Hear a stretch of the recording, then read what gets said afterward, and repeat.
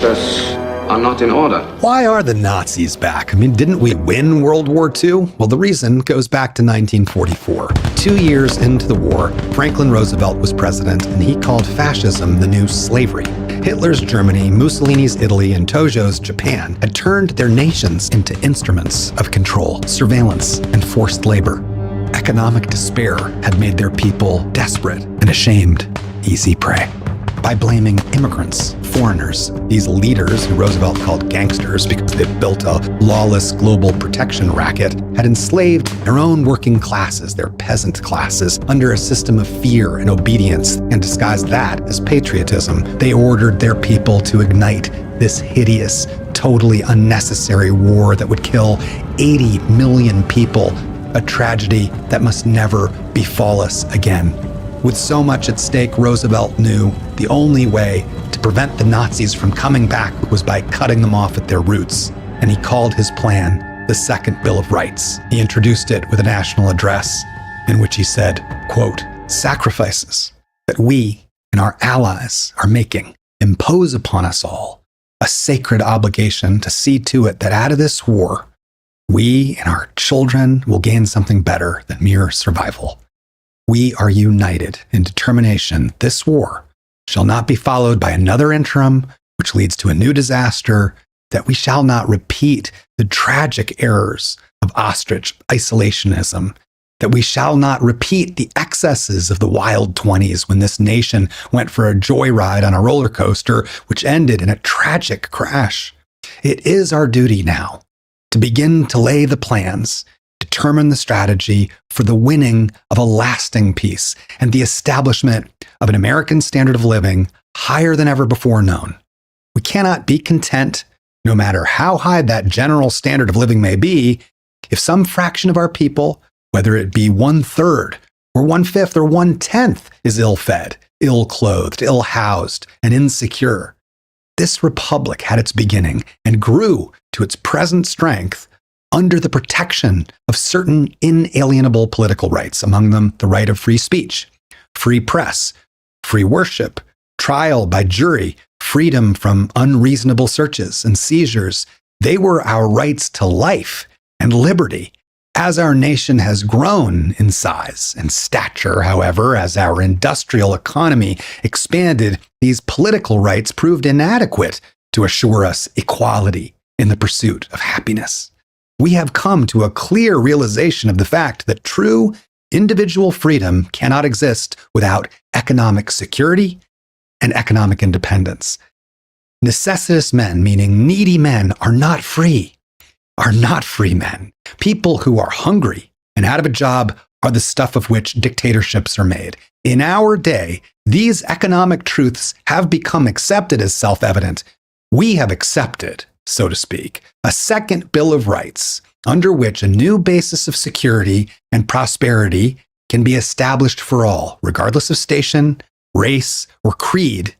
Among these are the right to a useful and remunerative job, meaning a well-paid job in the industries or shops, farms or mines of the nation, the right to earn enough to provide adequate food and clothing and recreation, the right of every farmer to raise and sell his products at a return which will give him and his family a decent living, the right of every businessman, large and small, to trade in an atmosphere of freedom from unfair competition and domination by monopolies, at home or abroad, the right of every family to a decent home, the right to adequate medical care and the opportunity to achieve and enjoy good health, the right to adequate protection from the economic fears of old age, sickness, accident, and unemployment, the right to a good education. All of these rights spell security. And after this war is won, we must be prepared to move forward in the implementation of these rights to new goals of human happiness and well-being. America's own rightful place in the world depends in large part upon how fully these similar rights have been carried into practice for our citizens. For unless there is security here at home, there cannot be lasting peace in the world. Geeks and gamers, obviously having trouble, having some issues. That Park Place clearly not getting the views and the stuff that they were getting before. Criticless, a really bad Rotten Tomatoes knockoff, which doesn't matter if they have 100 people on there or 1,000 people on there. It doesn't matter. The scores are no longer, like, now that it's combined with Geeks and Gamers, like, you can't take any of that seriously at this point. What this is to me, outside of the Ripicin stuff, I don't care that they're selling merch through Ripicin. The Ripiverse is another dying thing. But what this shows me is that they are all scrambling to stay afloat, and they are combining their audiences in hopes to keep themselves above water for a little while longer. Businesses that are doing well don't all just bundle together like that. You know what I'm saying? Like, whenever you see, like, I saw, for example, after the issue with Jimmy Kimmel on Roku, that they were trying to sell bundles of like 5 different things connected to Disney in one package for like 2 weeks because they know they were suffering from the Jimmy Kimmel situation. Companies don't just partner up like this. This is a pretty major partnership. Like, the Geeks and Gamers website and Park Place combining together to create news, it's a pretty big red flag. Criticless having to use Geeks and Gamers, which, by the way, maybe Criticless will benefit a little bit from this, but Geeks and Gamers desperately needs something they can look to and scores that they can use to manipulate their viewers.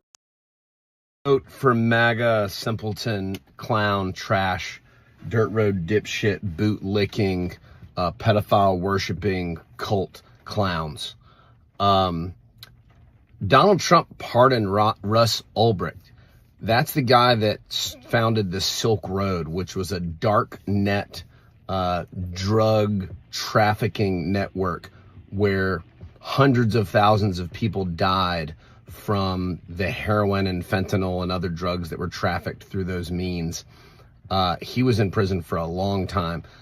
His mother came to a Donald Trump fundraiser and donated $1 million, and then boom, he mysteriously got a pardon after that. For you people that think that this immigration crackdown is about crime, you're a fucking idiot. That one guy is responsible for far more deaths than probably any illegal immigrant, even if they do work for the cartel. And that's not who he's arresting. He's arresting innocent people. He's arresting American citizens in many cases. If you think this guy's tough on crime, please explain why he pardoned that prolific peddler of narcotics. Please, take your time.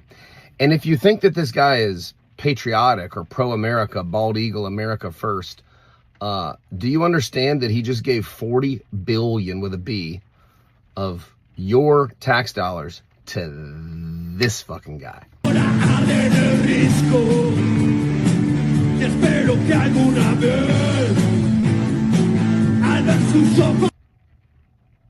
Wow. That's America first, right? You proud of that? Do you feel good about that, you piece of shit? You think this guy's a patriot and he supports the troops? He's a 5-time draft dodger who mocked prisoners of war and Goldheart families? He's a fucking traitor. He's a Russian bootlicking traitor piece of shit, and so are you. He just pardoned George Santos, that fat face, lip injection, weird ass, pathological lying psychopath piece of shit that was in our Congress. A bipartisan hatred for this fucking clown. This guy created a fake charity for veterans and then stole the money. And Donald Trump pardoned him. Is that the America First patriotism you're talking about, you piece of shit? Your taxes are going up. The prices of everything you complained about a year ago have gone up, not down. Farmers are getting fucked. Wow. Builders are getting fucked. Tariffs are fucking small businesses. Tell us how you really feel, man. Holy shit. Welcome. Let's do the show.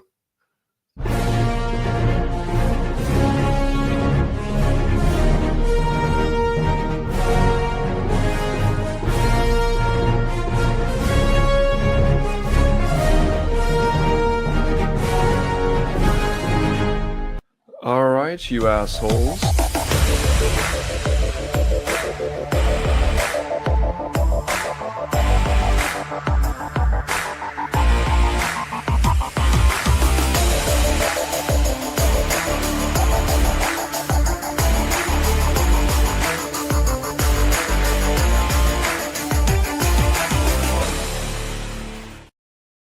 What up? What up? What up? Holy shit! It's just me. It's just me today. Nobody else.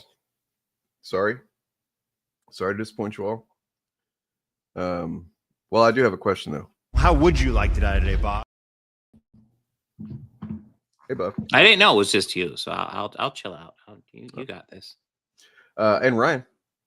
Hey. I'm not here, so Yeah, we're not here. Bye. All right, so I figured today we'll just have a Dane solo day. You know what I'm saying? No. I couldn't do this on my own, guys. I need you. It's fun to watch a show from the green room. Just chill out back there. I need you. What's up, y'all? How's it going?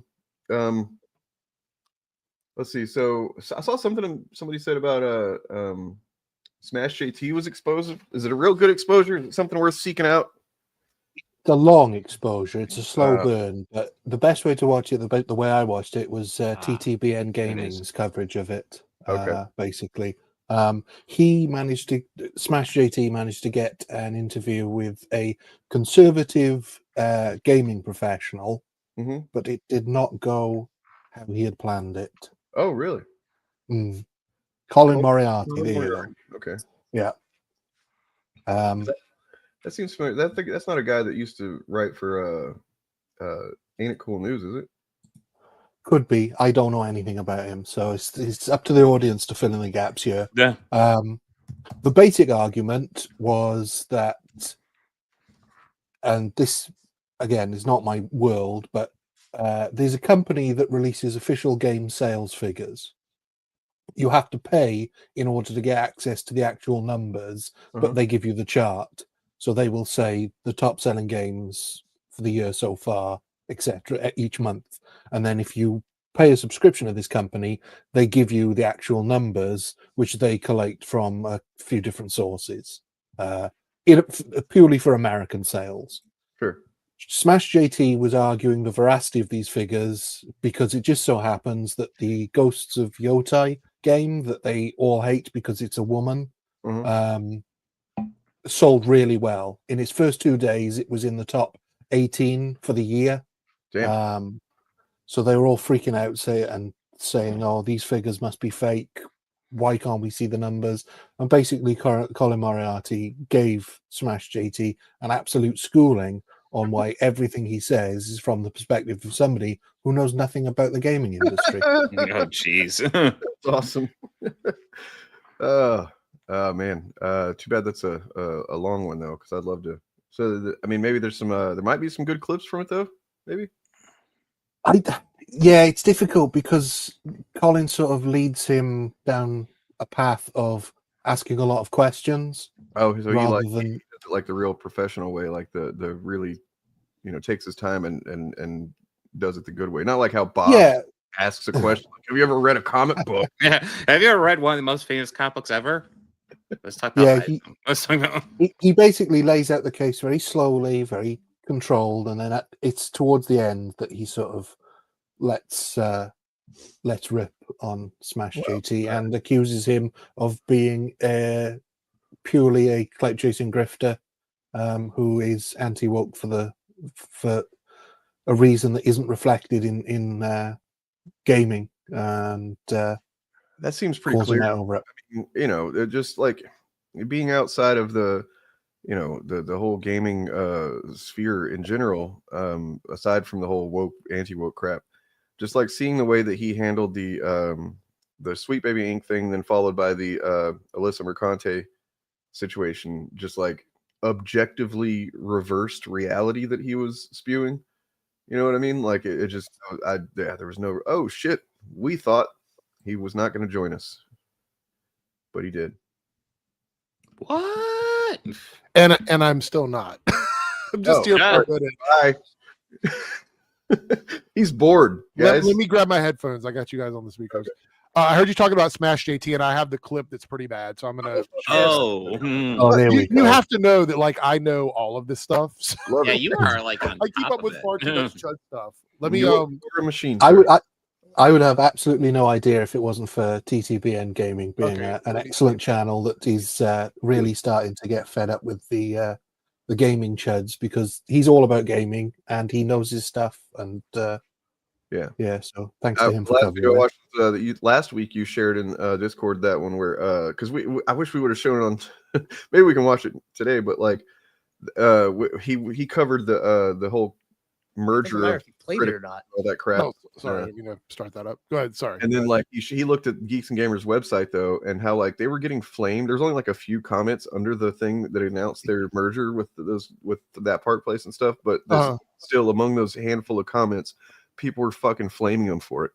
And I was like, man, this is not further proof that this is a fucking. No, this is a great clip. So this is the guy who's also conservative that he had on as his guest. I don't know a lot about the guy, but he's actually someone that's involved in the industry. And Smash JT is connected with all these other guys that talk about like how they know everything about everything. Right. This clip is very short. I think it's like a minute and something, maybe, but just over a minute. Just watch this and watch how easily he dismantles the ignorance of these guys in this clip. It's pretty exciting, actually. It doesn't matter if you played it or not. My point is, this is why it's not incorrect. You're looking at they're not lying about the numbers. You don't understand what I'm sorry, dude. You really don't know what you're talking about. Like, you really don't. Like, everything rides on their long-term reliability. That's why they went back and fixed the numbers when they didn't have digital access, for instance. Like, games. But I feel like by presenting information that's a partial picture with a whole bunch of stipulations attached to it, it paints a very fake image of reality that people run with to try to get a W. And it's like, well, that's the W? What, like, I guess I'm curious, like, what is Circana's W by presenting their clients with bad data? Go ahead. Have you seen the internet? What everyone's running with right now? How they're trying to get owns on everyone? Oh, look. Do you understand that Circana's data doesn't exist for the internet, that it exists for the paying clients that rely on its reliability? Then why does Matt even tweet anything out? Because I just said this earlier, because they tease the numbers so that you subscribe to get the actual data. That's why they do it. That's why they've done it forever. And in fact, so that's a part of the clip. But yeah, so essentially it was them trying to use this whole idea that these companies and these studios release fake data to the public. And he's explaining that they're not releasing it for the fucking internet. They're releasing it for the investors, for people that want to put money into these companies, these brands, because those numbers mean something to those guys, and they misinterpret the data because they don't understand the data. I have a couple of questions based on that though. Like, so was he saying that the initial reported numbers that before they kind of adjusted them, were they lower or higher? I think because in that one, I believe he was talking about Dragon Age, I think, in that clip. And the issue was that they were not releasing all of the digital numbers because they didn't have all of them in the beginning. So over time, they corrected the numbers because those numbers matter to the investors, but to the general public, lower or higher though. It was high. It was higher. They did better. So that's what I'm saying. Like, what the fuck does Smash JT? What is he talking about when he's saying that gets them a W? Like that's actually, but that's what I'm saying. Like that's just a clip of all of it's a lot of stuff that happened in that video that's bad. That's just one of them. But he's all over the place because this guy is saying like, explain to me what the W is, and he's talking about internet clout, and this guy is like, it's not about internet clout. These numbers that come out, the vast majority of everything I've seen of like the Ghost of Yotai or whatever game is Chud shit. Yeah. The vast majority of it, like, there's nobody. I don't see a campaign going around trying to pretend that act like this game's done well. I had no idea whether it had done well or not because I hadn't looked into it. But that's the thing is, I think what that clip exposed for Smash JT and not just him, I would say it exposed it for a lot of these guys is that they don't understand the numbers that they're presenting to their audience, and therefore they're lying essentially about it. They're lying by ignorance. So. I just remember one bit where he completely whips the rug out from under Smash JT. I don't know if there is a clip that exists or if Eric, if you've come across it, but at one point Smash JT brings up a tweet from that Matt guy that they mentioned, who I think works for that company, and the tweet basically says something like, "Facts don't actually matter. It's all about feelings. Go and live your dream. If you believe you can fly, then go and jump off a building and prove to the world that you can." And Smash JT is like, well, what do you think about him saying stuff like this, which is that it's all about feelings and that facts don't matter? And Colin points out that tweet was sarcastic. It was entirely aimed at people like Smash JT. and they just don't understand the sarcasm of it. Yeah, or I'm finding there's a lot of clips here. I don't know which one that one is specifically. It's just it's hard to, you know, like, I guess he's just in his own sauce, you know. Well, but this is a good example of, and I don't know if he understood what he was going to get when he brought this guy on, like if he thought this guy was going to toe the line for him or whatever. But this is why when we say these guys don't want to debate people, this is the reason why. This is a good example. And this wasn't even a debate. This was just showing, like, if he were in an actual debate, it would have been even worse. This was somebody who's a conservative guy he had on that he hoped was going to be able to confirm everything he said, and not everything was as he said it was, and he had a crash out. I got the vibe that, like, that guy could have gone way harder on him based on that clip. Like, so it seems like he was trying to be respectful at least, and still was faced with just, you know, absurd claims that he had to call out. Like, well, if you go to Smash JT's Twitter, which I wouldn't do it because it's brain rot, but he's got like tweet after tweet after tweet of him asking AI if he was right and the other guy was wrong. And like, oh man, it's bad because you have a dude on. See, this is why these guys are so bad at this. Like, you had a guy on that's supposed to be an expert, and the expert tells you that you, the non-expert, is wrong about something, and to like save your face, you go to AI and say, hey, which one of us was right based on this totally leading question I'm about to ask you, and then it gives you the information that you want to hear, and then you're like, see, I'm right, he was wrong, I used AI. Like, it's crash out shit. It's awful, it's dumb. Amazing. One example, this is something that TTBN brought up. At one point, they're just conversing. It's towards the beginning, and they're talking about being in the industry. And Smash GT says, well, I was in the industry. I worked for Sony Entertainment back when that was a thing. And Colin doesn't question him any further on that. But TTBN Gaming pointed out that he was a games tester. He didn't work in the industry. He was paid as a games tester. Right. And that was it. That was his involvement. So his industry knowledge starts and ends there. And I think what was clear to me from that sort of what became a debate was the gaming world is far more opaque than the film world, which is something we obviously cover more often. And so you don't get like weekend box office figures. The sales figures are quite opaque. They're based on, it's a bit like when comics used to sort of report only via that one system. You have to opt into it. And so I don't think Nintendo is a part of the reporting. It's only America. And I think Ubisoft recently pulled out of it as well, because some of these companies don't want their numbers reported. And so Colin's point was, this is the most accurate figures. They might not be correct, but they are the most accurate. And that's why they're the industry standard. Yeah, yeah.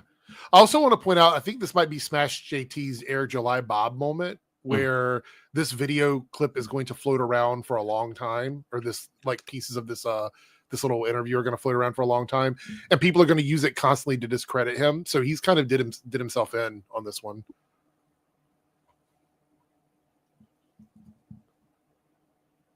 Sorry, I kind of started. I did go to his Twitter, and did you see it? Like all the crash out on there? Yeah, I'm kind of enthralled right now. Just like the screenshots of his face during that shit.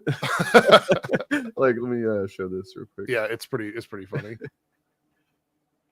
And then just the morons defending him, trying to defend him and his own defenses. It's just fucking hilarious. That's something else that's a bit like the Bob debate. He did a cope session after the conversation ended as well. His face. Yeah. He did a big cope session for his fans, saying how that he was right all along. Right. No, he had a tweet earlier today that was like, again, people say he won the argument. No, he spoke with authority and constantly talked over me. That didn't make him right. You mean like he knew what he was talking about? Right. Is that what, like?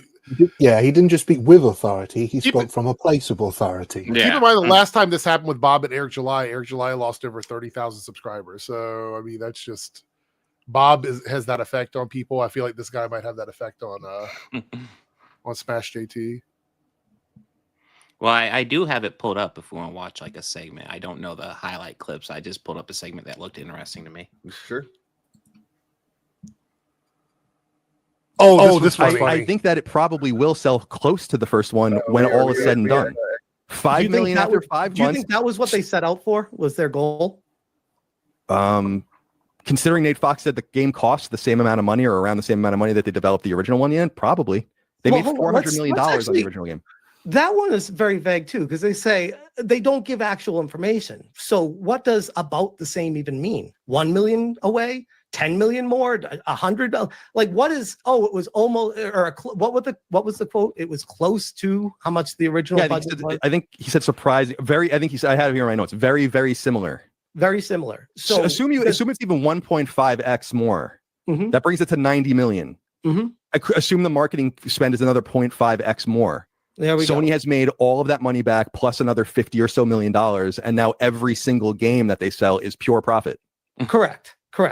So if we're saying we'll say just for numbers use, we'll say it's 100 million for the budget. So you're saying right now that it's at 1.6 million they've sold. That's at 80 million. They need to sell, we'll say another 900,000 or so to get to 40 million more, and that would be a 20 million profit in a year or so of selling this game. By the way, I want to be clear. I never said this game is not going to turn a profit. I just said it's going to fail when compared to Tsushima and what could have been. That's always been my argument. My theory about this is that you guys don't like the game because it has a female protagonist. And you don't like one of the chicks that worked at the studio that said really stupid shit. Nate Fox fired her. So I don't know what else you wanted him to do. And that you're actively rooting against it. Like you actively root against all these other games for amorphous reasons of it being quote unquote woke. You say you guys. Yeah. I can't speak for everyone. I can only speak for myself, which is all I'm going to do here. For me personally, this was the turning point for me. When I saw this, I'm like, yep, I'm out. That's me personally. And I think for a studio to even consider hiring an activist as their lead protagonist for a game, that is a very dangerous road to go down, because then you end up in a situation where there are potentially multiple people like me that see something like this and say, I don't want to support that. This person actively hates me and what I stand for. Why would I support a game and put money in the pocket of someone like that? I think that's great that you feel that way. It doesn't mean that it had a wide-ranging effect on the. I think that, well, because you're projecting everything about the game based on Sucker Punch's casting decision and the behavior of one of the people at the studio. There are plenty of people at Sucker Punch that don't like me at all. I know a lot of people there. There are plenty of people there that don't like me at all. I have to separate. Do you want to support people that do not like you actively? Dude, I'm a conservative in the video game industry. That's not much of a choice if you want to play games. It's the creative industry. That's just the reality of the situation. I would disagree with San Francisco that. for 10 years. The only way to enact change in the industry is to speak with your wallet. Yeah, I agree. Speak with your wallet, but don't project onto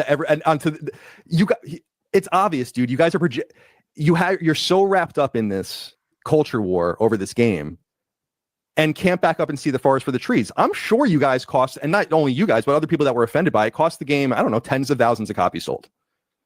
Certainly it would have sold more copies and did more if the casting was different. But you're saying you guys caused it to not sell. But what about the people that we didn't cause to not sell, but people just that don't watch YouTube that saw this and were like, why did they put a female protagonist into this game? I don't want to play that. What's the big deal about that? The game was based off of Jin Sakai, a story with a male lead protagonist in feudal Japan that people fell in love with. Why would Sucker Punch change it to what many people would say the narrative, and especially during the peak era of, I guess you could say, wokeness or whatever you want to call it, during the pandemic? Did you play Ghost of Tsushima? I did. One of my favorite games of all time. Love it. How the fuck would they continue the game? Jin Sakai becoming the ghost, go to the mainland, open world, would have been amazing. So you wanted a direct sequel to the ghost story that was wrapped up, especially with Iki Island and all that stuff, as opposed to jumping forward? Yes. I did. And I know a lot of people that did. I don't know. I really don't know how the story would continue from there. The story is over. He's wanted. Oh, I don't even want to even spoil it. Writers write stories. They create the story. I could give you the same pushback saying, I don't know how you'd write a story 100 years in the future throwing a chick in there. Like what kind of argument is that? I want to go back to the chick thing. Like, what is the problem with it being a woman? Because it's a fantasy. It's not supposed to be historically accurate. Let's go back even further than that. Why did they need to put a girl into it? I don't know. I guess it was a creative decision. I don't mind one way or the other. That's the problem I have with it. I disagree with that creative decision. And I was like, you know what? I still might be open to it. Because maybe the game doesn't go overboard in any direction. But as soon as I saw this post from her, I was out. But that's just me, though. I don't speak right. That's just you and select number of other people. That's great. No one's saying you can't feel or don't feel a certain way about it. I think what a lot of people are confused about, and what I'm certainly confused about, is the hate and this energy that you guys put towards disliking everything. It comes off to me as touristy. I'm just letting it ride because I'm really interested to see if Colin gets some sort of answer from Smash JT about his issue with a woman. So we're gonna have unless you mute it, Bob. Oh, okay. You can talk now. Okay, thanks. I found Colin Moriarty, who just, you know, for the record, I have what you call it, the fucking forget the name of it, the browser add-on that tells me by color coding who's a transphobe on the internet. His name is Red on Twitter, so just let anybody know he's not any kind of like, he's a conservative for sure. Yeah, but I think what he's saying here, because I'm obviously not on the side of I like let them fight. You know what I mean? Like that's how I feel about it. Yeah, but I just want to make sure I don't want anybody to take us as being like this guy's awesome. So what he's saying, what I'm gathering from this, because I actually have intelligence, Smash JT is obviously an idiot, is there's no reason for him to be mad about a woman being in something just for being a woman. And twice now he's made the statement about like, why is a woman there? But he's not given a valid reason. Like he's given a reason why this specific person is not someone he would support, but he's not given a valid reason for why a woman shouldn't be involved in something, which is what he said twice. And this guy, Colin, has tried to get him to talk about. The other thing is with the comment he made earlier about, you know, the industry and working in it, is his point is you're going to boycott something because of this, but you're overlooking all the conservative people that you say you support who work on these projects that don't always agree with this, that also were involved in the making of the game because of this one thing. That's kind of what he's getting at. I mean, it's worse than that. That's like, there are people saying, you know, well, no, you know, yeah, that one got fired. Some, you know, I don't even know what the case is, but one person got fired, but you don't even, you know that there's a bunch of people that didn't outwardly celebrate Charlie Kirk's death, that did celebrate Charlie Kirk's death or something. So they're like doing all this thought crime shit. Mm-hmm. Well, I mean, same. I mean, I think what gives it away a lot is the fact that Smash JT is bringing up this tweet from Erica. Is she? I'm going to slaughter her name. Erica, the voice actress. He's getting really offended by that, but then he's also admitting that he was against a female protagonist to begin with. So what's clear to me is that he was already biased against it. No, that's what working back. I think that's conclusion. Yeah, Bob. I think that's the point that Colin is making here. Is that regardless of this, you've already established that you don't think a woman should be in the game. So it can't just be this. If it were this one thing, and you're saying this is the reason why I don't want to buy it, there's an explanation there. I understand. Like, okay, you don't like this political stance, whatever.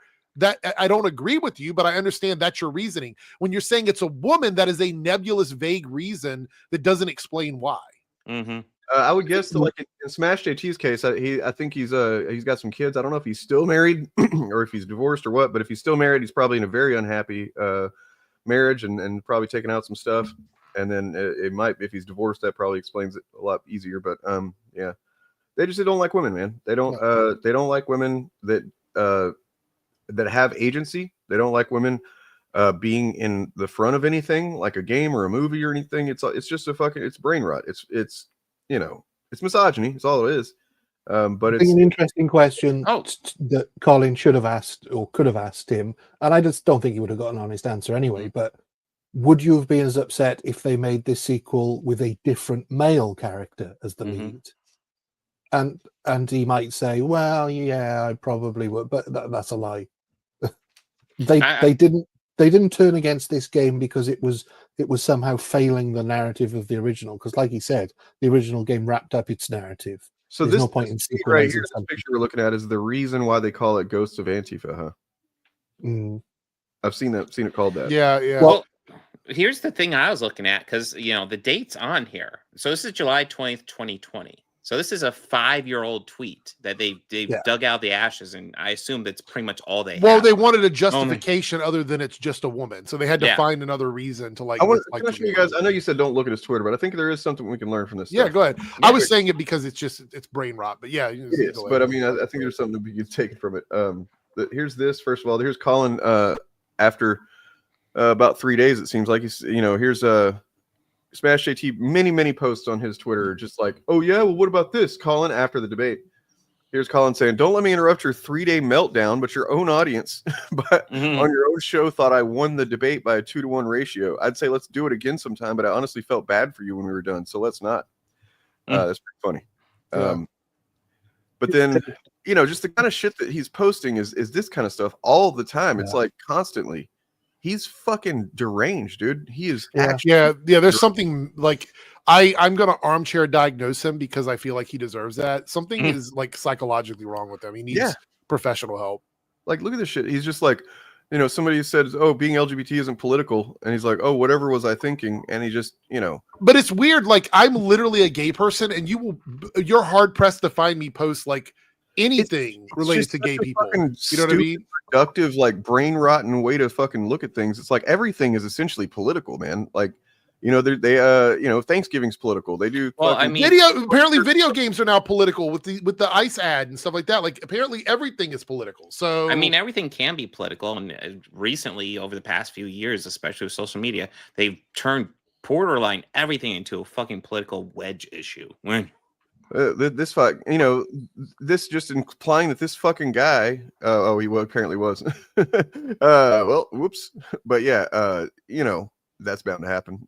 Large enough subset, set of people. But like, it's just constantly, thankfully, seeing a lot of people recognize he's a fucking grifter, man. It's but they have no look. I'm just put this out there. If they do not support being against Trump for the Epstein files, and they don't have any fucking leg to stand on, it's with like any problem with any other child abuser out there. The video I posted that I showed before the stream was Cliff Cash, the comedian, talking about how fucking Trump pardoned the guy that started and operated the Silk Road back in the day. Yeah. He was in prison for several years, a life sentence, by the way, with no parole. He pardoned him because his mom showed up and gave him some money at a campaign or whatever. The minute someone brings up that the Silk Road was responsible for so much child trafficking and fucking drug trafficking and all kinds of shit. The guy he pleaded guilty. He pleaded guilty to fucking boats and using fentanyl as an excuse because they're killing people in our country, dude. You fucking pardon the guy that was fucking bringing one of the sources of drugs in the country for a few years. Like, it's fucking blatant hypocrisy. And he pled guilty. Everyone, I know the chat needs to hear. The guy pled guilty. He did it. He did it. The reason why Trump, I think he said, or like a truncated thing, was he thought the sentence was too harsh. So he pardoned him.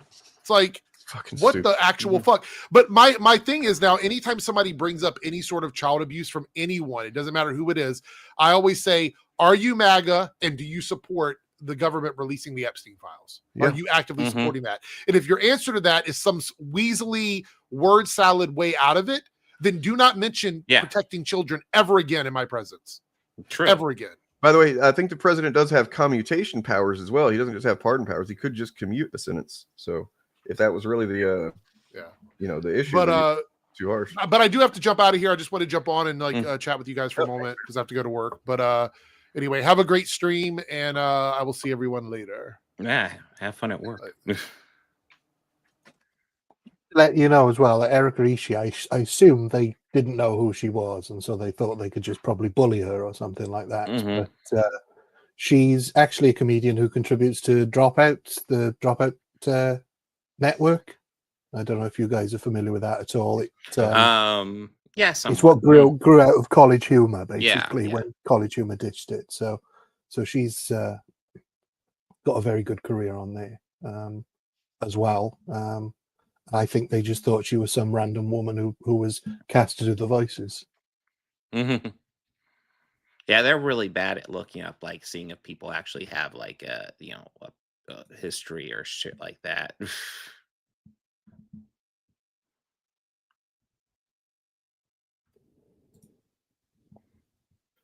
I did want to address this real quick. That's not exactly how that happened. The reclaim was done years ago, man. Yeah. Leftist streamers and stuff have been using the Pepe emotes and stuff since, like, one of my first videos ever. So it was like late 2019 was about how then he was called Pig Puncher. Now he's Xanderhall. But back then he was somebody was on Twitter starting up, trying to rally people, calling him a fascist because his chat would use Pepe emotes. And I did a video that was partly about addressing that, and then just the fact that I wore a Captain America helmet for the same reason that I've seen chuds wearing a Captain America shield or whatever, and I didn't want to let them claim that as a symbol. So that's like why I started doing that. And I was like, this is an important part of this whole thing, is like you need to, being able to reclaim a symbol that they've taken, because that's all they can do is take, is pretty important. It's like going into their base, stealing their secret weapon, and then using it on them where they can't use it anymore. It's pretty good. So yeah, the frog's been taken back for quite some time, but yeah, this is definitely a new incarnation of the frog that's pretty awesome. Well, the original artist of the Pepe the Frog, where it all came from, because it wasn't created as a fascist symbol, he made some very strong. He made some very strong statements about it as well. There's a documentary called "Feels Good, Man" or something like that. Documentary. But yeah, so where do we want to go from here? I don't have a whole lot of time, but we can go right to the James Gunn stuff. That works as well. Okay. Something I was just learning about earlier today. So one of the biggest questions that has kind of been floating around ever since word first broke that Paramount was looking to acquire Warner Brothers. And then, of course, the tidal wave. Well, now Amazon is making bids. Now Apple is making bids. Netflix has called them to express interest, like all this kind of stuff. One of the big questions has been, what will happen with James Gunn? Will James Gunn still be the head of DC if Apple gets it, if Paramount gets it, whatever? Now, I did a topic on this a little while ago where I gave 3 reasons why he could not be there anymore and 3 reasons why we should expect him to be there. And amongst the reasons why I believed it's possible that once Warner Brothers gets acquired, that maybe James Gunn doesn't keep his job was because sports analogies, when a new GM comes in, sometimes they just want their own people. They just want it to be their regime. They want to clean house a bit and install their own people. Nothing wrong with that. And there are a couple other reasons like that, right? Now, I still, at the end of the day, believed, and we talked about this even just. He's come out vocally against MAGA. I'd say he's not even close to the worst. You got to remember what the worst is these days. The other day that whenever Warner Brothers gets bought, James Gunn will still be there because he's one of the reasons you want to buy DC. Well, at least for one studio, it sounds like if they get Warner Brothers, unless James Gunn wants to leave, James Gunn is still going to be the head of DC. As it's being reported over at Bloomberg, that Paramount plans to keep Warner Brothers largely intact, and they get more specific when they write the following. Paramount Skydance Corp plans to keep much of Warner Brothers Discovery Inc. intact if it merges with the rival film and TV studio, a decision that may help address worries about job losses and production costs. David Ellison, Chief Executive Officer and controlling shareholder of Paramount, wants to keep the creative teams of the 2 studios while consolidating some of the marketing and distribution, according to people familiar with his plans. Okay, look. When they say he plans to keep the creative teams of the 2 studios intact, I have people that I know at most of the studios. Doesn't mean I have close relationships. I don't get the hate for him. I think there's plenty of really valid criticism for the guy.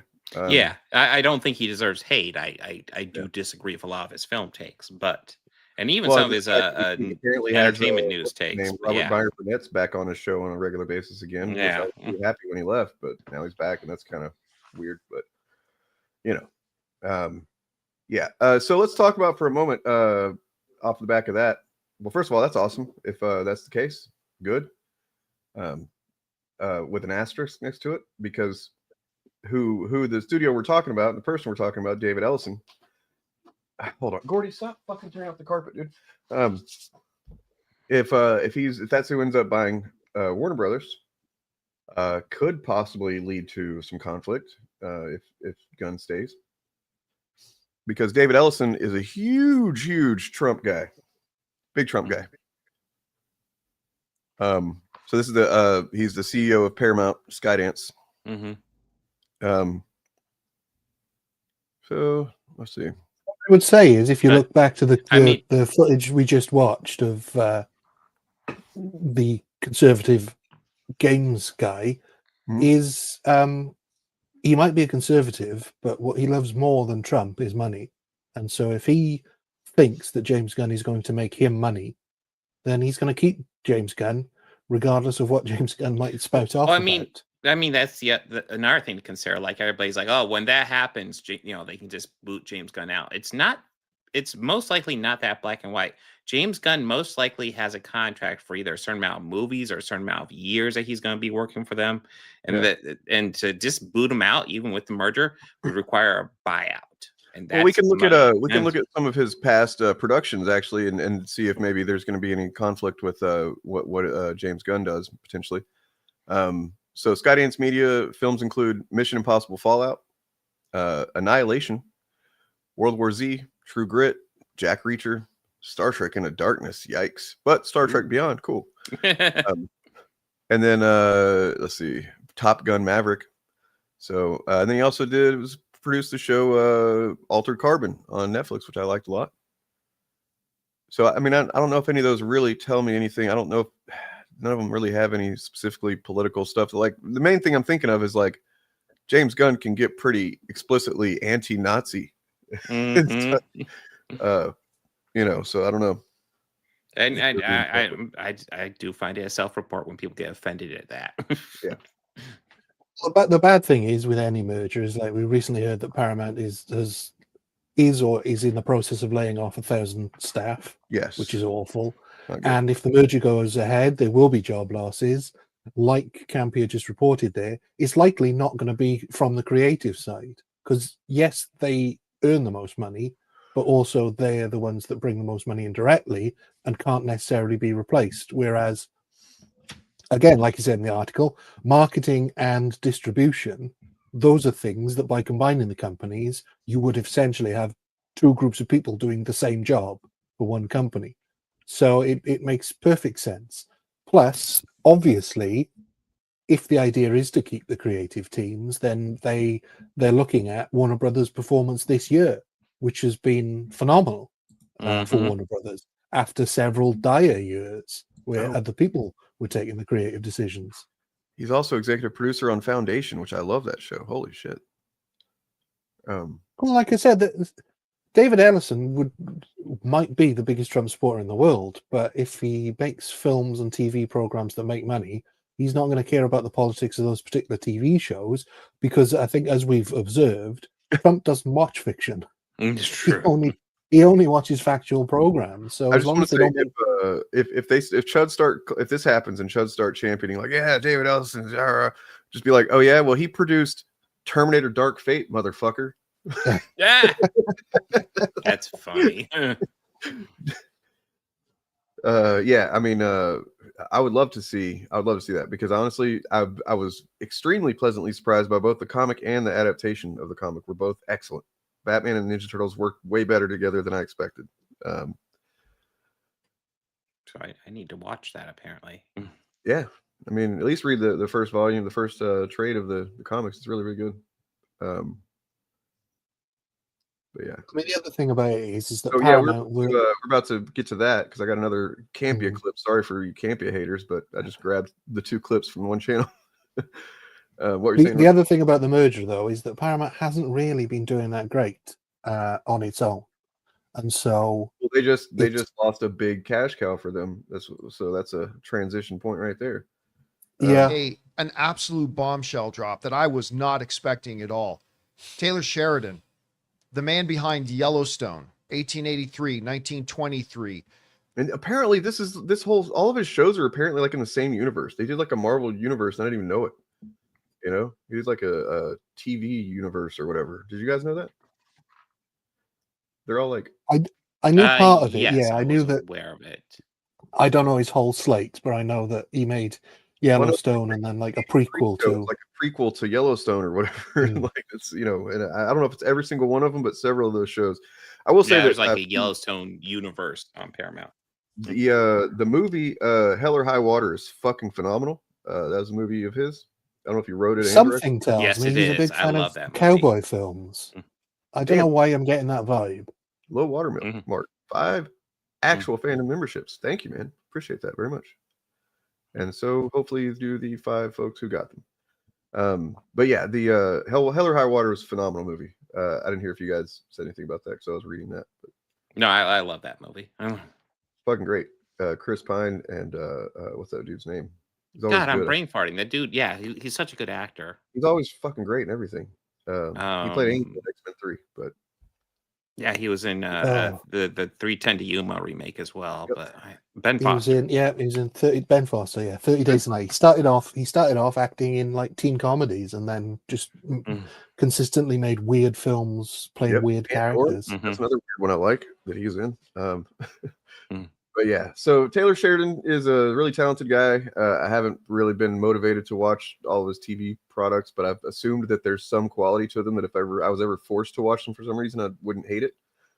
You know?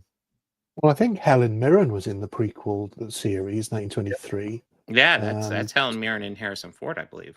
Yeah. So, but apparently he walked, man. He had this whole deal going, and he fucking walked. And I really don't know why exactly, except for I believe it's some kind of creative. Oh, somebody had said that, and I don't know if this is confirmed fact, but that Ellison essentially, CBS wanted him to do a straight up conservative coded show. It's like a straight up conservative show, which I thought that the oil propaganda show was that. But apparently that's not even as conservative as they wanted him to do. And he said, fuck off. Tulsa King, Landman, and not to mention King of or Mayor of Easttown, or Mayor of it's Mayor of Kingstown. Kingstown. I keep getting them mixed up. Mayor of Easttown is of course a very different show. Kate Winslet. Ooh. Not to mention the movies that he's been behind, whether Sicario, Hell or High Water, Wind River, and others, who's been firmly under lock and key over at Paramount, and who David Ellison, the new owner and chairman of Paramount, has said, "Oh, Taylor Sheridan's our number one priority." Announced he's leaving. He's gone. Fart in the wind. Out the door. Bye, Felicia. See you later. He's leaving, and he's going over to NBC Universal Comcast. Damn. Thanks for all these timely references, by the way, John King. Yeah. These aren't dated at all. These aren't. Yeah, Sicario. I mean, Sicario's really good. I'm not as big a fan for the second, but the first one. Especially the second one. The second one ran with is despite being a good movie, I enjoyed it. It's definitely based on a fucking really chud conspiracy, basically that terrorists are coming through the southern border or whatever, and that's not great, but still very well done movies. I still wonder what Universal are up to, just because we never seem to hear about them. They don't have a streaming service of their own, do they? They do. That's what Peacock is. That's what Peacock. Oh, does that have all their films on it as well? I don't know, but I know NBC Universal is one company. I mean, but they have been for decades, haven't they? Yes. NBC Universal. Well, I think Villeneuve directed it, I believe, but it was written by Taylor Sheridan. Pretty sure. I didn't realize their movie collection. I thought Peacock was just sort of their TV stuff and selected movies, because we don't have Peacock over here. We don't have HBO Max either, but they have a few originals too. I tried watching their Twisted Metal show. It's not so great.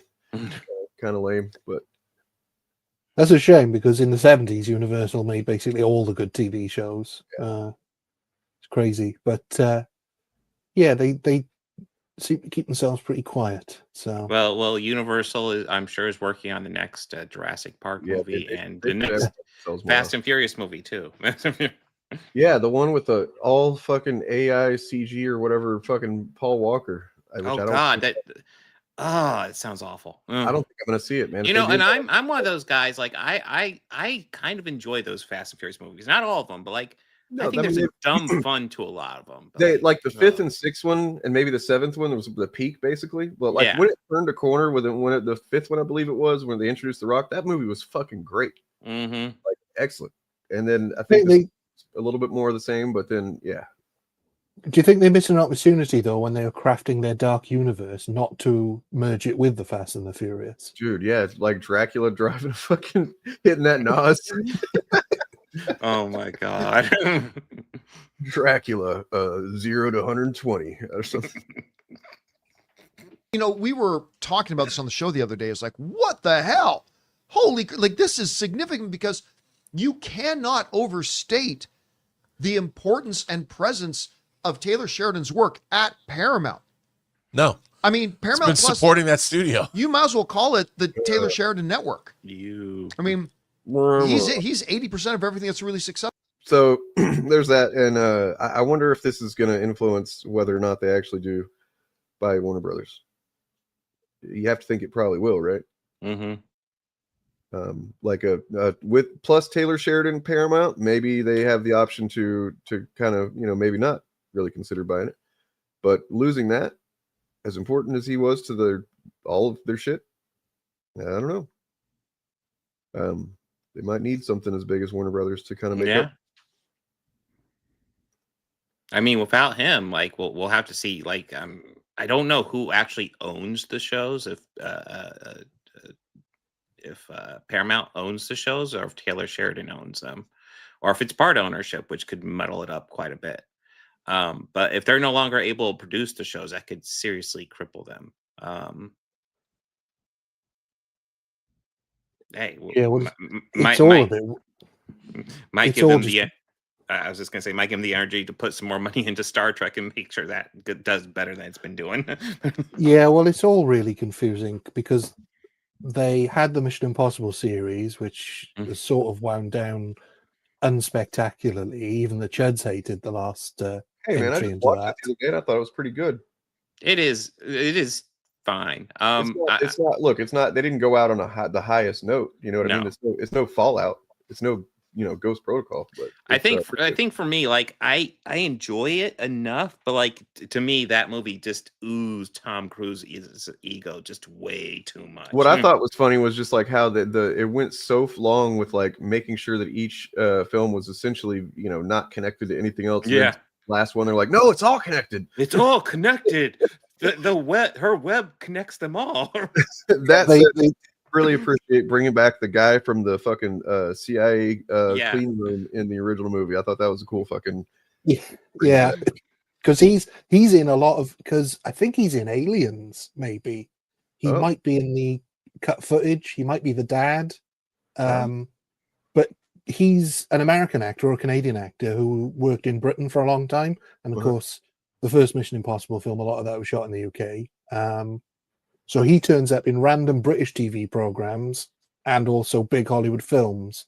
A bit like the other guy from Aliens, Mac McDonald, who turns up in Batman as well. Yeah. He also turns up in Red Dwarf. He's Captain Hollister, which is just so I need to revisit Red Dwarf sometime. I haven't seen it. Yeah, that's what I was just thinking. I watched maybe the first several episodes with somebody one time, and then I just never continued. But I enjoyed it.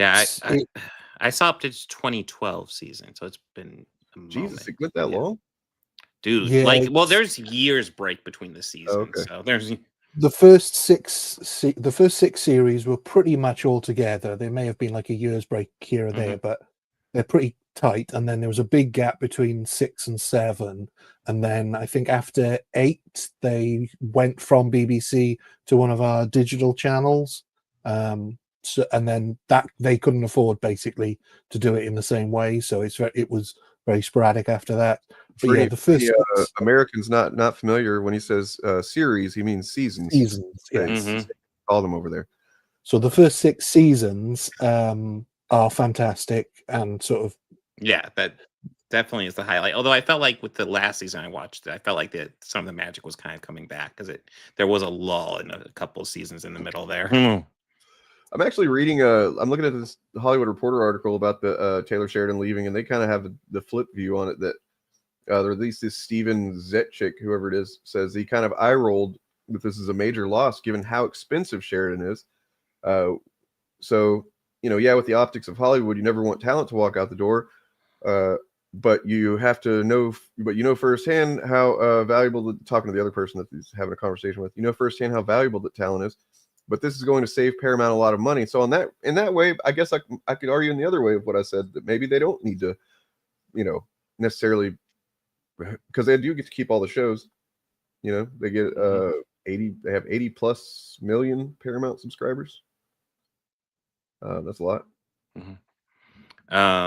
And real quick, I just when we brought up the Dark Universe, you clumped the Invisible Man and the Mummy together. The Invisible Man was actually a kind of a clever remake that respects the original, but like does its own thing, and you can tell that they respect the original because like there's lots of story points that are mirrored, but like it's definitely doing its own thing. Tom Cruise's The Mummy was a pile of shit. Yeah, there's no middle ground. Yeah, I mean, they are not the same. We watched that infamous trailer one time on the show. Which is amazing. That's the only good thing that movie produced, that trailer. I mean, yeah, I couldn't believe how bad it was. It's just sort of, I can't even describe why it's bad other than the ending is also, it was a dream all along. Oh, I didn't even know that much. Yeah. Right. Well, I mean, it's not quite part in Craven the Hunter where Rhino makes a weird noise. So this is a little clip I did of when we watched it after this part. The Kravinoff hit failed. All of our guys are dead.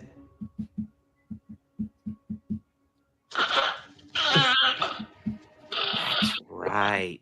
Still funny. What the fuck happened?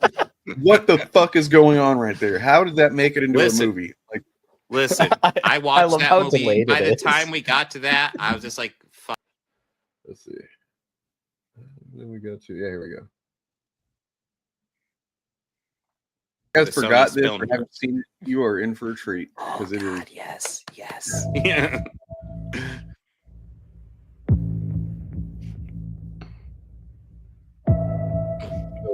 Yeah, they for some reason jumped the gun or they most likely grabbed the wrong file to upload. Yeah. When they're trying to upload the trailer, and they grabbed the one that did not have music and sound effects, right?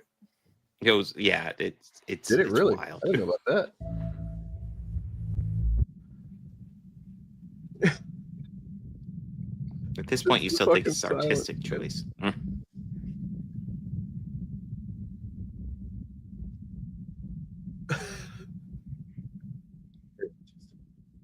Now it's getting silent for a little longer than you'd expect.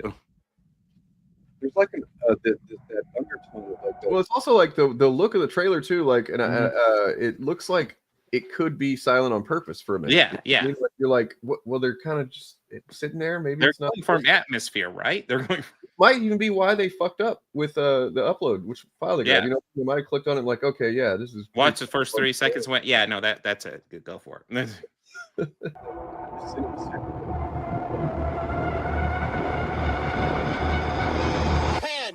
Pan. This is November 4-0-9er. What the hell?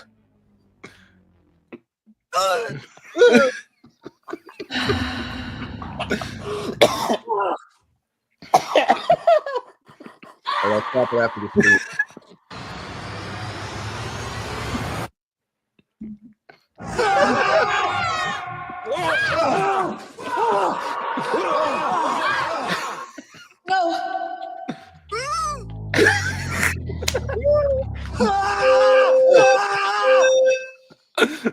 That trailer, it's the gift that keeps on giving. I got a fire alarm. I'll be back.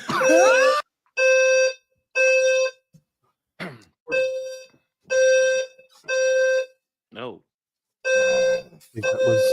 That was from the live, so Dane's attending to an emergency. Yes.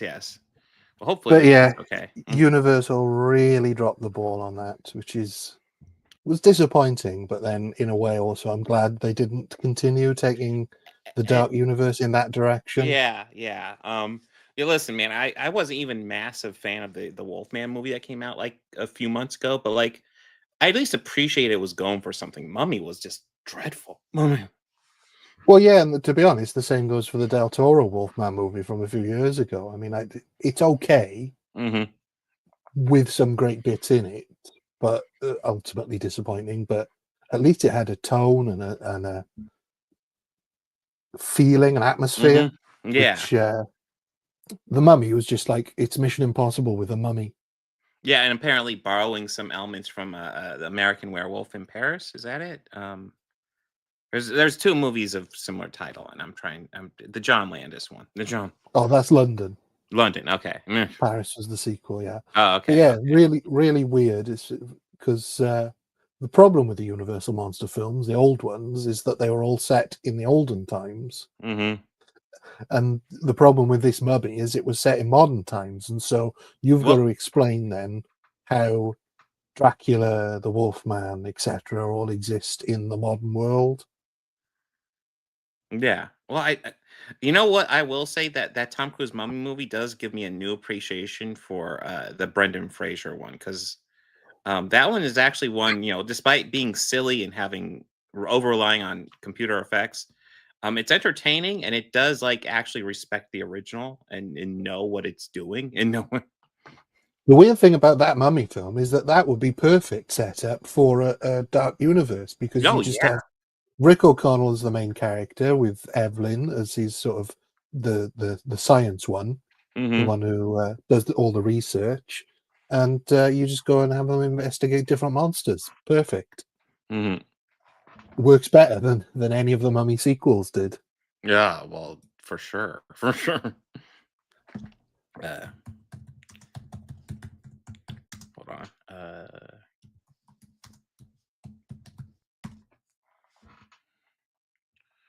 This conversation is just reminding me of this classic image. Oh, well, that one won't work. Hold on.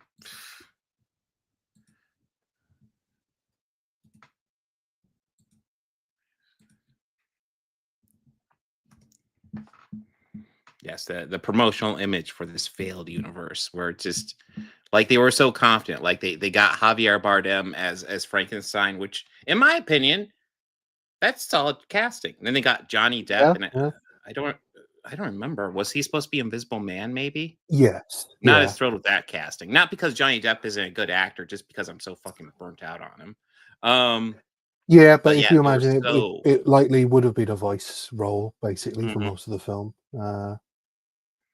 Yeah, but then Russell Crowe as Dr. Jekyll didn't float my boat. And, no. Well, I mean, he was shoved into a Mummy, and it was. I think they're trying to make him like the Nick Fury character, but then they made him part antagonist too in that movie, and forced to fight in there for no reason. That movie was dreadful. This whole Dark Universe, terrible fucking idea. Yeah. Yeah, and I would actually argue, like the Dark Universe idea, like if they want to compete with Marvel, I don't think it's a terrible idea, but don't make them superheroes, which is what part of the reason I dislike that movie is because they were making them superheroes. They're monster movies. Do horror movies with them. Have fun with that. And the monster movies, the reason they worked is because each of the monsters was different, and it was about different things. It wasn't about just fighting and being evil or whatever. They were about different things, and it's. Like I said, I could see a way of doing a sort of individual film for each one, and then a monster movie setup. And I think it was there with the original Mummy film that they made in '99, where you introduce the heroes and send them off on new adventures. Yeah, you could have Rick O'Connell going up against like Dracula or something like that. Fuck. I mean, they could have even done that this time around with an older Brendan Fraser, make him the Nick Fury character, and be like, "Oh yeah, 15 years ago, I fought the Mummy," and that's sort of how you But that's kick it all actually a off. good idea, and I believe the Dark Universe was Well, against good ideas. it seemed to be. Because that was the other thing about the Dark Universe. They couldn't be out-and-out horror films. You're using horror characters in films that, when they came out, were horror films, even though they're not particularly... Well, there's some scary moments, but yeah, not particularly scary for a modern audience. Well, no, but they are still very, for the most part, creative and fun movies, I would still argue. Yeah, but they were, at the time, horror movies, and people associate them as horror movies. So trying to combine them into a universe which you're trying to aim for a general audience is just insane. How do you do Dracula now and not have it be more than a PG-13? Yeah. I don't... Or the Wolfman. But yeah. There you go. Yeah. Another failed universe. Yeah. Now, I'll be honest, I was not a fan of Van Helsing, Chris. I only saw it once, but yeah. I like Hugh Jackman. It's one of my few reviews on my channel that is a negative review. It's sort of... but apparently, the generation below us absolutely love it. They've sort of discovered it, and they think it's great. And I think they need to watch better movies. Like, if you want to watch a monster movie team-up film, then watch The Monster Squad. I was about to say Monster Squad is what I always go back to. That is so much fun. Here,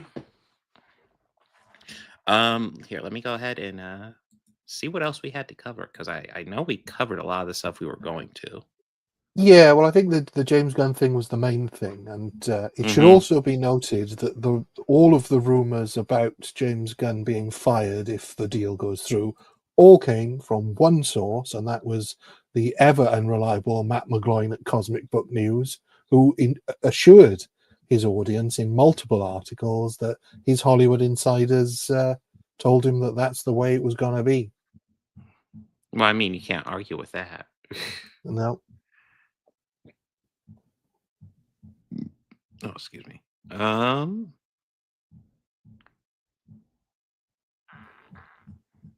Bob of the old days suggesting that Universal need to do a Fast and Furious and Jurassic Park crossover. Well, yeah. God, yeah, they could do that, couldn't they? They could. I mean, you know what? Dinosaurs in a Fast and Furious movie, I kind of don't care, because those movies, I feel like those movies are better the dumber they are. And then, and then Jurassic Park really hasn't been. I don't know. I guess Rebirth is one of the better ones, but I'm still not thrilled with it. No, well, I think there really are only so many stories you can do. Furious Park would be my... Well, Chris, yes, they did go into space, which was a highlight of the whole franchise. But the fact is, Dom hasn't gone into space, and they have not raced cars in space. They had one single car in space, and that is it. They need to go further. Literally, Fast and Furious space race.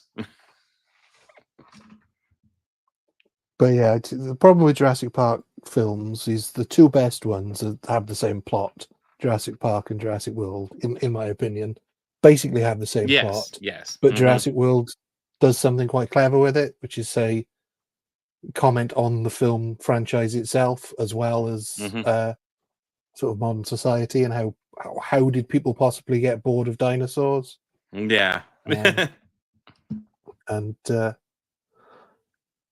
yeah, I don't know what other stories there are to tell. The dinosaurs are magnificent and awe-inspiring to start with. Then it gets scary. Some people get eaten. Some people survive. I mean, it's basically a slasher film at this point. Yes. Yeah, and in some ways, I feel like Jurassic Park 3 had the right idea of how to do a sequel. Just give up a pretense of like actually telling a clever story and just do a dumb B movie with dinosaurs.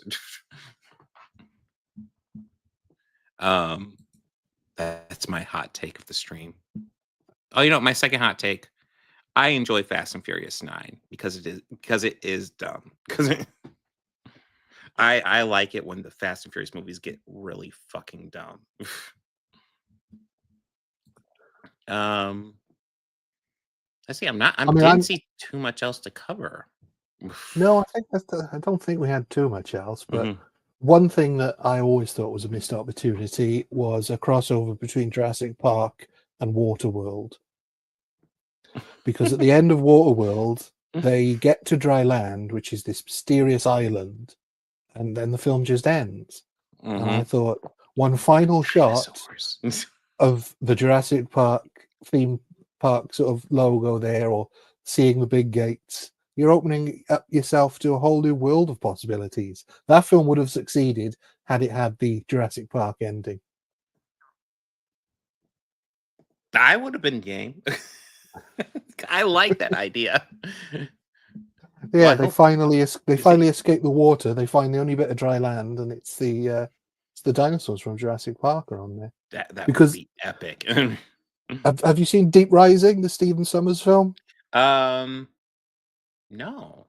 Treat Williams. No, I have not. It's what he did before The Mummy.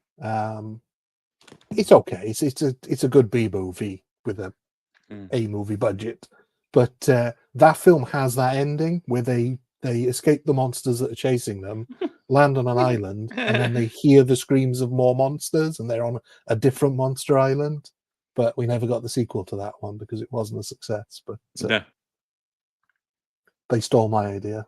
Yes, they did.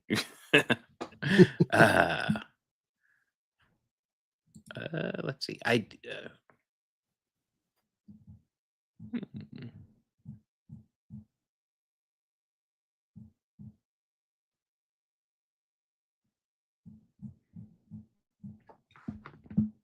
I guess we will sign out.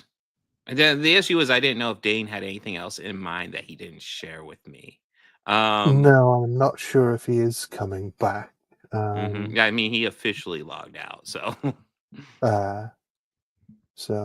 It looks like it. I don't think we've got anything urgent to cover other than the Chuds again going back to their greatest hits. They're they're still whining about Lord of the Rings, despite I don't think Nerdrotic's read those books. I think he may have read. I think he may have read the Lord of the Rings trilogy once, but I don't believe he's any sort of expert on that at all. Well, no, I mean, actual knowledge of this stuff. Oh my god, I just got. Every time I look at Nerdrotic's thumbnails, I'm like, the fuck? Who looks at these thumbnails and says, "Oh yeah, I gotta check out this content creator. He's so great." Clearly, yeah, it's kind of depressing. Yeah. Why they hate Lord of the Rings? Who? Like, the fuck are you even talking about? Yep. But of course, yeah, he also does supercuts, which is usually what you do when your channel's doing great. Oh, we need a video. Let's just throw a whole bunch of our old videos together. That'll do it. But yeah. God, yeah, his channel is it's still trudging along, and he's got a big enough audience that he'll keep going. But it is worth noting he used to get 1 million views on a video regularly, and as it is right now, he's at over 3 months since a video hit 1 million views. Still good, but like for guys like this who are pure grift, who are simply doing this to get the views, to get the money, he needs to bring in those views.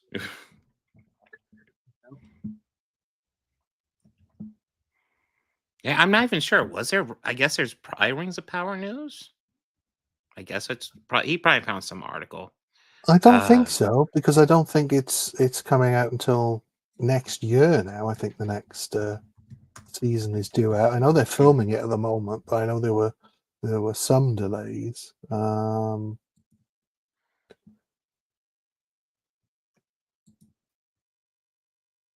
So we could do some promotions of friends and channels we like.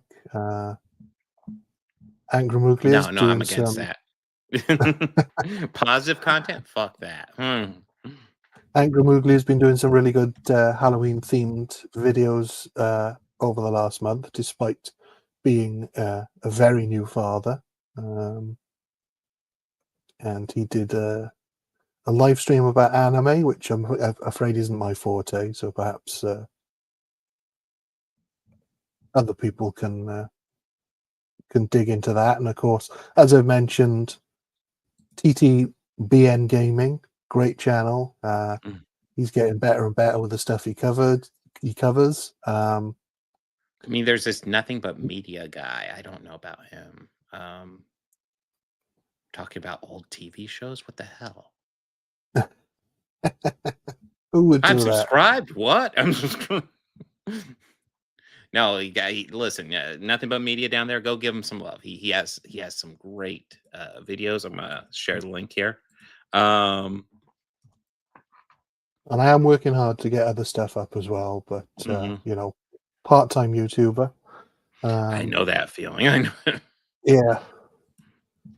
But so I'm working. I've got scripts in process for several different videos, but it's finishing them off and then recording. But yeah, so again, TTBN Gaming, great channel if you're a gaming fan, or if you're anti-Chud. He did a video released 7 hours ago about Andy Pants Gaming, which is which is good stuff. Why are my banners blinking? It's really bizarre. I everything is StreamYard's fault, basically. I put it down to, because yeah. Well, this is actually on my screen, so I think this is a YouTube thing. Yeah. If it was just blinking on here on the StreamYard monitor, I would say it's StreamYard, but it's blinking on my screen. But yeah, what do you got coming up as well? I caught your stream of the classic Universal films that you covered. You covered The Mummy. Oh yeah, yes. That was good fun. And then I know next week we're doing some more horror stuff on the podcast. Also, hopefully fairly soon, I'm going to record it tonight. I'm going to be doing Fantastic Four First Steps versus Fantastic Four Rise of the Silver Surfer, which should be fun. Yeah, that'll be an interesting comparison. Yeah, I mean, they're kind of the same story, except one's well done and one isn't. You'll have to guess which one. I don't know. It's hard to tell. My opinion's clouded. Oh, so much smoke. I can't tell. Yeah, the Birdman as well. We've got to shout out the Birdman. True, he did another. He's a smaller YouTuber. You know, someone who I've been, I'm gonna give this guy a shout out because I've actually noticed this guy subscribed to me and he's been doing some banger content that I've been watching recently. And also give him kind of an open invitation if he ever wants to come on the Shillcast. Utterly Noah. Yeah, another good channel. Yeah.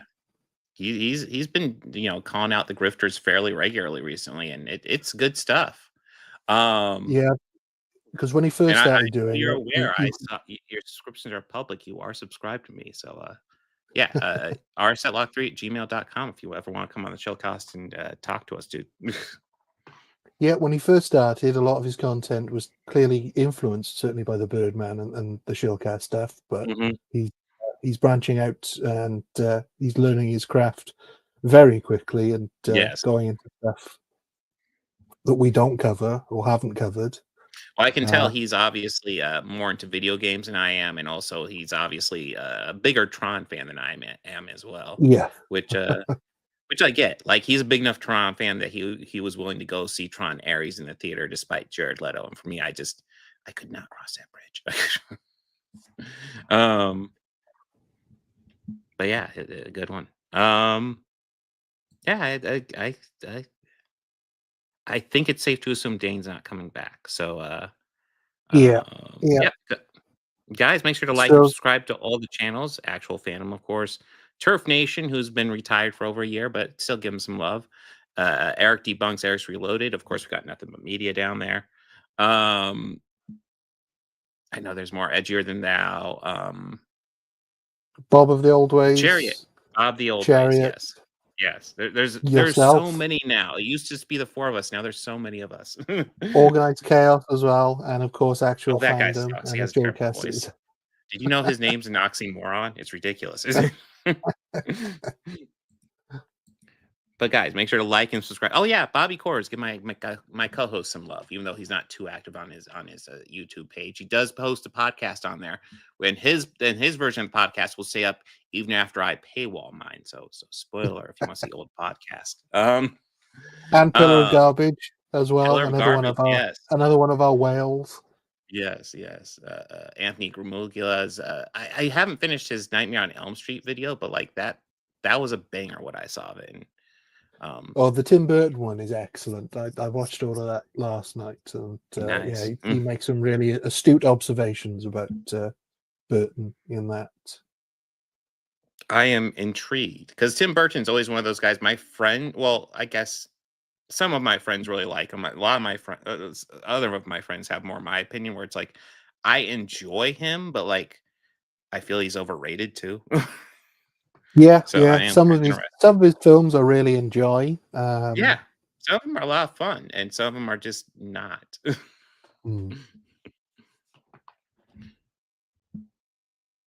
Yes, and yeah, Eric July, yes. The guest of the Organized Chaos podcast. He hasn't shown up in disguise this week, so I guess he hasn't got off work yet. So, yeah. Well, we need to talk about him. We need to summon him, apparently. But guys, make sure to like and subscribe to all the channels. I should be live this Saturday. I had to keep on having to push back that stream. It's supposed to be last week. It's going to be Saturday. I'm going to try to get in our stream in on Tuesday. We'll get some comic books covered during those times. Yeah, party on and be excellent to each other.